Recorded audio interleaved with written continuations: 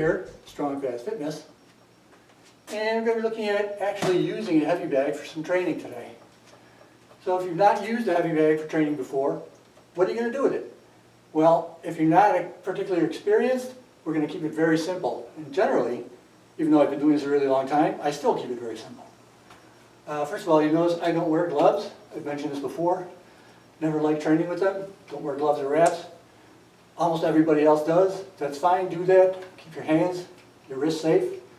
That's great. This is a canvas bag, so you can kind of mess up your knuckles if you're not used to it. It's also quite hard and relatively heavy. The type of bag you have could influence, whether or not you want to wear gloves or wraps, or how big the gloves you want to wear, etc. What also will influence it is how hard you hit. Well, first of all, let's start with what are we going to be doing for hitting it. So we're just going to be doing simple, basic punches. So we're going to start with straight punches. And first is the jab, which is going to be a straight lead punch. Now you notice that I'm standing with my right foot forward, handed because I'm facing the camera. Most people will fight with their left foot forward. If you're right-handed, the right hand is back. It's called orthodox style. Southpaws will fight this way because they're left-handed, so their left hand is back. Okay, I fight this way even though I'm right-handed. Blame Bruce Lee.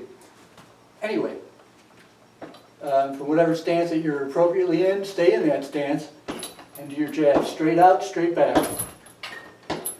Okay, so that's the first punch. Jab, straight lead. Second punch is the cross, which is going to be your rear hand. This one, straight out, straight back. You want to pivot on that back foot, turn those hips, put your shoulder into it. Now most people will turn their hand over. That's a good idea. You can punch vertical fists, that is with your thumb facing the ceiling. Not real important right now. Do whatever feels comfortable. Always keep your other hand up when you're punching. So if I'm throwing jab, the left hand stays up. If I'm throwing my cross, the right hand stays up. Okay, so we have two punches so far, the jab and the cross. When we put those together, we get the old 1-2. So the jab cross. Okay? Now we have, that's all the straight punches we're doing. Jab, cross, and the 1-2, which is just a jab and a cross. Okay, so next we're going to go around the side throwing hooks. Now I like to throw short hooks. So in these, I usually go vertical fist, although you can turn it over. So it's against personal preference. Different ways of doing it, but you want to get so that your arm is roughly parallel to the floor. You're coming around this way into the bag. Okay, so we can do leads, and we can do rears. The hook, and again, the other hand stays up. So you'll hear that a lot. If you ever hear Strong Fast doing some training, it guards up. It always means keep the other hand up. Or even if we're just doing warm-up drills, always keep the hands up because we want to get used to this position. Always keeping the guards up. Alright, so now we have jab, cross, and the hooks. Those are the only punches we're going to be doing. Lots of other ways to punch, but for our purposes, it's all we need. Okay, but we can do more than just punch. We can do elbows. It's particularly good if you're having a problem with your hands, can't do a lot of punching, use the elbows. So it's going to be similar to the hook, except we're going to come around this way, use the flat of the elbow on the bag. So again, we can go lead, we can go rear, and the other hand stays up. Okay, so now we've got jab, cross, hook, and elbow. That's all we're doing as far as upper body. Then kicks. We're just going to do one kick, which is the front kick. It's the simplest thing to do. So these, we're always going to do with the rear leg. So all the punching and elbowing, we always do from the same stance. And the kicks, we'll change stance when we need to. So for me, in this stance, I'm going to go this way. I'm going to do the other leg. I'm going to change stance and go this way. So it's always the rear leg. But for a front kick, what I do is bring the knee up first and then step forward into it. We don't want to just go up and push. We actually want to kick it and knock it back that way. Okay, so we can do those. And the last thing we're going to be doing is knees. Now on a canvas bag, wearing shorts, this can kind of rip up the knees. So you might want to wear long pants for these. If you don't have long pants, Probably want to skip them. On the knees, just grab the bag, knee in, straight in, like so. And again, just like with the kicks, that's going to be rear and the knee. So just change your stance like that. So that's all we got. Those punches, the elbows, the front kicks, and the knees. One thing to note on the hook is that it's commonplace for people to hurt their wrists, as the wrist gets bent and it folds over like this, and that can cause a wrist sprain. That's a real problem. Happens less on straight punches, more on hooks, so something to be very cognizant of.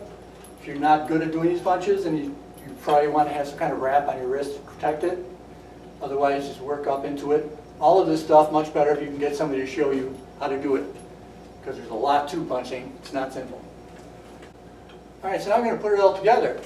We're not going to be doing freestyle rounds. Instead, we're just going to be doing counts, which is really what we normally do here at StrongFast too. Just do counts. So we do have some set combinations, but on the bag, we're just going to do some counts. So what that means is we're going to do, let's say, 10 jabs, then 10 crosses, then 10 1-2s. Okay, if you're not tired after that, you're able to keep going, then you can throw 10 lead hooks and 10 rear hooks. If 10 is too many for you, cut it down to 5.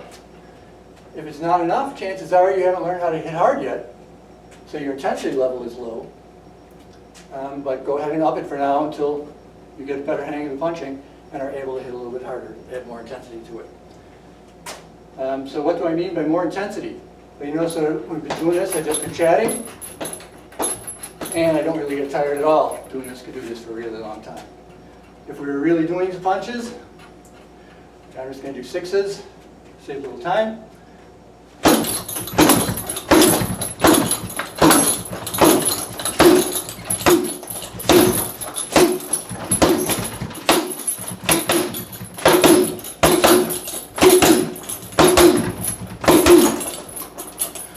So you can see, that's a little bit more intensity. I'd like to get me going. If I was doing 10s, it'd be a little bit harder too. So, yeah, you don't need to do a lot to get a good workout on a bag. It's a great thing about WAPAC. But you can also control it. But if you're getting tired, you just don't hit as hard. Right? It's not like when you're pressing a weight, when you can't just take weight off it. You have to keep pressing the same weight. In this case, we're going to have less resistance if we don't hit as hard, so we won't get as tired. So it's one way to adjust as we go down. So after you finish your punches, you can wind up doing your hooks. Then we usually go to kicks. Do 5 with one leg, 5 with the other, and then finish off with your knees. Just alternate. One knee, and then the other knee. Okay, it might look easy. Hopefully it doesn't look too easy, because I'm already breathing pretty hard just from brief demonstration. But you get an idea. The more intensity you can put into it, the better workout you're going to get on the bag. But just keep it simple. Jabs, crosses, 1-2s, hooks, or elbows, front kicks, knees. That's all you need. You'll get a great workout. Give it a try. Be seeing you.